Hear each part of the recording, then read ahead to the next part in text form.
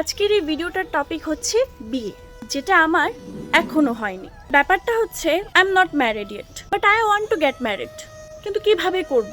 চারপাশের যে সিচুয়েশন দেখছি, কেউই তো বিয়ে করে সুখী নয়, না ছেলে না মেয়ে। ছেলেদের ওপর বিয়ের পর প্রেশার আসে, কাকে বেশি প্রায়োরিটি দেব, মাকে নাকি বউকে? বেসিক্যালি ছেলেরা চায় মার বউ যেন একই সুতোয় বাঁধা থাকে, যে ভাবনা রাখাটা টোটালি রং। বিকজ মার বউ দুজন আলাদা আলাদা মানুষ, এক সুতোয় কিভাবে বাঁধা থাকবে বলো? আর মেয়েদের ক্ষেত্রে ব্যাপারটা হচ্ছে বিয়ে মানে নতুন করে জন্ম নেওয়া, এই জীবনটা টোটালি আলাদা। এখানে তোমাকে কথায় কথায় শোনানো হবে যে তুমি বাপের বাড়ি থেকে কিছু শিখে আসোনি, তুমি কিছুই পারো না। আর এই সব কিছু শুধু একজন ঠিক করতে পারে, সেটা হচ্ছে ছেলের মা। ঠিক শুনেছো, ছেলের মা।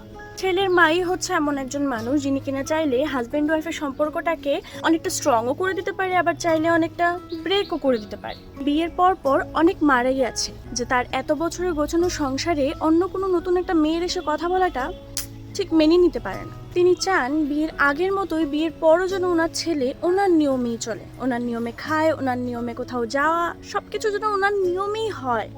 কেন? সবকিছুর মধ্যে সেই নতুন বিয়ে হওয়া মেয়েটা কোথাও না কোথাও পরিস্থিতির শিকার হয়ে চুপচাপ ঘুটে মরতে থাকে। আর ওদিকে বোকা সেই ছেলে বিয়ের আগে এবং বিয়ের পরের লাইফটার মধ্যে কোনো পার্থক্যই খুঁজে পায় না। কি করে পাবে বলো তো? ওকে তো শেখানোই হয়নি যে বিয়ের লাইফটা কিরকম হওয়া উচিত।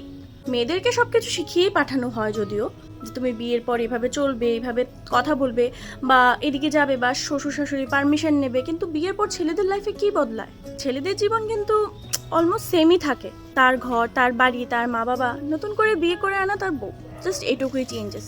আর কি চেঞ্জ হয় বলো তো? মেয়েদের তো সম্পূর্ণটাই বদলে যায়। তার ঘর, তার বাড়ি, তার আত্মীয় স্বজন, সব কিছু, ইভেন তার বালিশটা পর্যন্ত বদলে যায়। একদিন না একদিন আমারও বিয়ে হবে।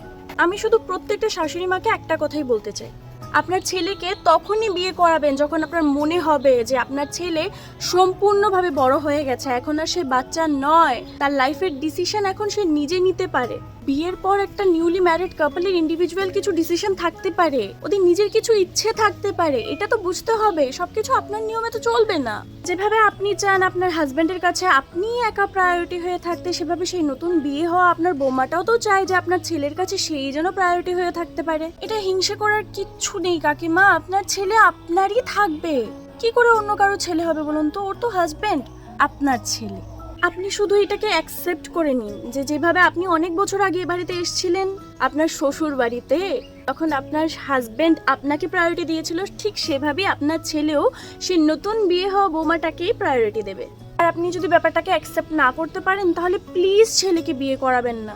কারণ 90% মেয়েদের কপালে আপনাদের মতোই শাশুড়ি মা জুটেছে। আর যে 10% ভালো শাশুড়ি মা পেয়েছে, তোমাদের কংগ্রেচুলেশনস, বিকজ তোমরা জিতে গেছো। কেউ রাগ করবেন না কিন্তু, মনে কিছু নেবেন না। সব দোষ বৌমার, আপনার কোনো দোষ নেই।